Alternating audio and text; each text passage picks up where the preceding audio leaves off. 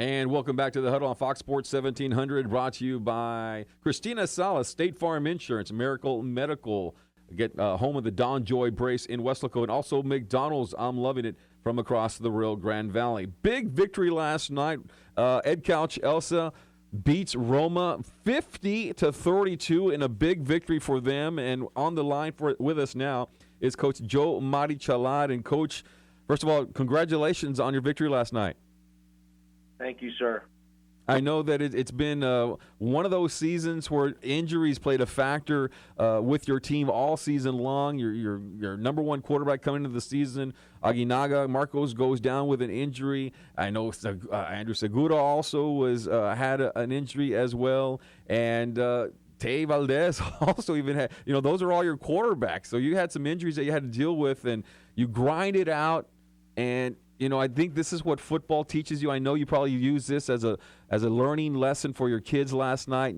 I don't know if you were the favorite against Roma, Coach, but you come up, you score some big-time points against a tough defense, and you limit them as well. So congratulations on that victory last night. How'd you guys get that done? Thank you, sir. Well, you gotta pinpoint it to a total team effort. Not one guy stood out or did above the ordinary. I think for a first time, these guys came together as a team, and they all rallied around each other, and they just went out there and played jacket football, something that we preach about every single day. And, they kind of had things go their way early, and that kind of helped. So once they had momentum on their side, we were off to the races, man. They just wanted more. How do you keep your team together going on, because you guys were one of the teams that was in the hunt, and you still were in the hunt there towards the latter part of the season for a district championship. Donna kind of ran away with it, and just dominating that district with the great players that they have. But you got to keep this team together, and you were able to do that. How'd you do that, Coach? Well, it's one of those things that we talked about. Is just we don't focus on our opponent. We focus on ourselves. We try to control what we can control, and that's our team and what we're doing.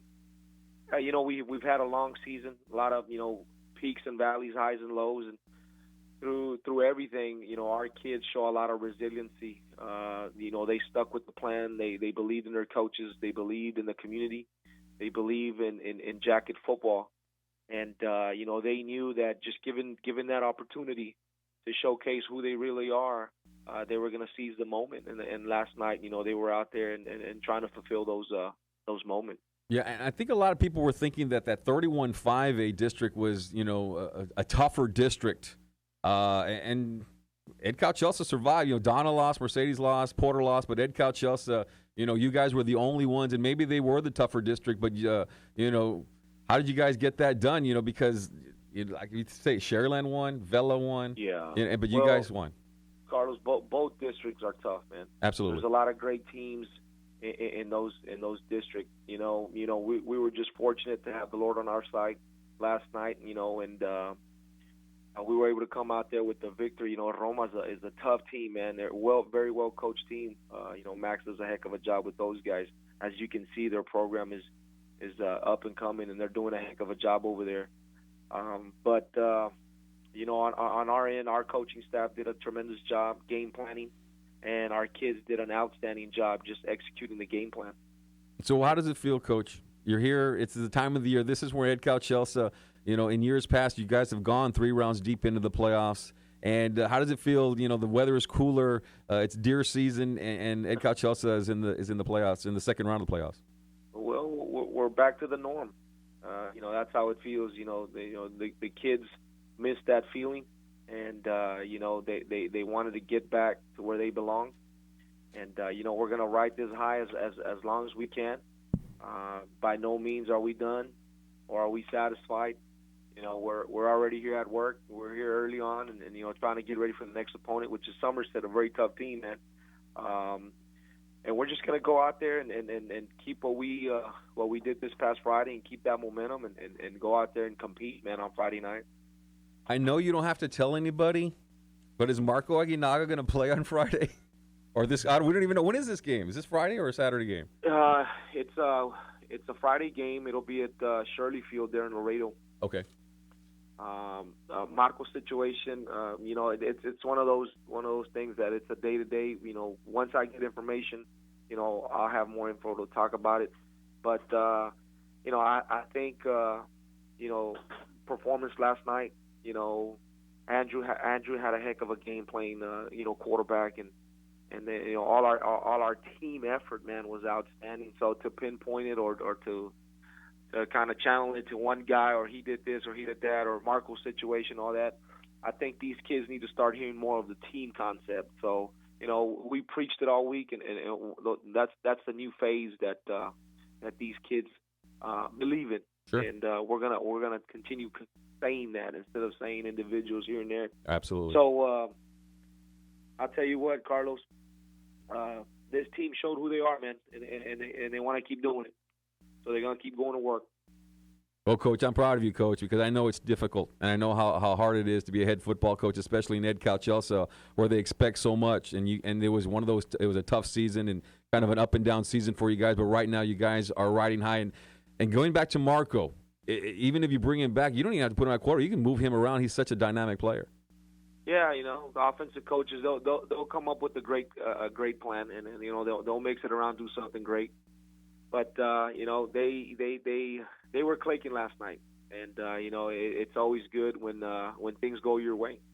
So we got all the trust and confidence that our coaching staff is going to put a great plan together, offensively and defensively. Man, defensively, those guys played outstanding last night.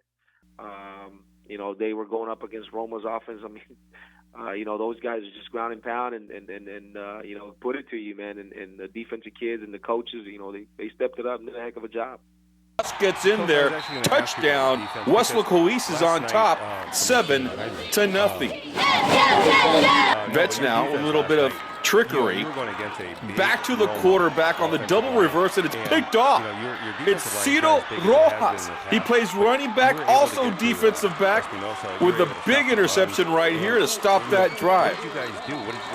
Later, it's Tames. His second touchdown of the game. Wildcats with a 14-0 lead at the half. We go to the third quarter now. Both teams make their adjustments, and Carlos Garza finds the end zone to cut into the Wildcat lead, 14-7. Vets back again. And they're passing here, moving down the field till it's picked off. J.C. Vargas comes up with a big play right here to stop the drive. Give that man some Gatorade. East now, driving here. Ciro Rojas in and out of traffic and knocked out of bounds at the 2-yard line. Tames finishes the drive in the end zone, and it's 21-7. Wesley Coese leading in the fourth quarter. Still plenty of time, though, for Brownsville veterans. And the Chargers don't go away. Marcus Castile running with the football right here. He finds the end zone, 21-14. We got ourselves a game. East has the ball, but they had to punt. And this one would roll and roll and roll inside the 1-yard line, and that's where the Chargers would start their drive. They go to work here. Vets passing. Then it's the Chargers right here. Jeremiah Myers with the big play right here. Tack on an extra 15 yards for a horse collar. And the Chargers are in business. Castile running with a football inside the 25-yard line. Here they are passing to the 5-yard line. We're going to ride this high as long as we can. Coach Summer said, real quick, just a passing type of team. What do they do? Can you just give us a little scouting report? It's the same type of offense like we faced for the past 3 weeks, man. It's a ground and pound, big offensive line, and they do a heck of a job, man. I think they're 10-1. They've only lost one game to Port Lavaca, I believe. Yeah. So defensively, we're in for another tough task. But I got all the confidence in our kids that they're going to step it up another notch. But it's not like their coach really knows what he's doing, because it's just some Detmer guy. Well, I mean, he's got a good history. He's not passing the ball a whole bunch, though. Yeah, that's weird. Yeah, that's weird, yeah. Sonny Detmer. I think his main quarterback went down early in the season. Mm-hmm. And they had to go with several other quarterbacks that they had, and I think they got one main running back that he's a workhorse, man. He does a lot for them. But they're just, catering to what they have, and what they have is a huge offensive line, and ground and pound and try to stop us. Absolutely, Coach. Absolutely, Coach. All right, Coach. We'll celebrate a little bit this weekend. You and the guys over there at Cal Chelsea, y'all deserve it. Well, we got to get ready, man. We got. I know, but you got to celebrate a little bit and then get back to work on Monday. So we'll be seeing you down the line, Coach. Good luck once again, playing at Loreto Shirley Field on Friday. Yes, sir. Appreciate it. Thanks, Coach.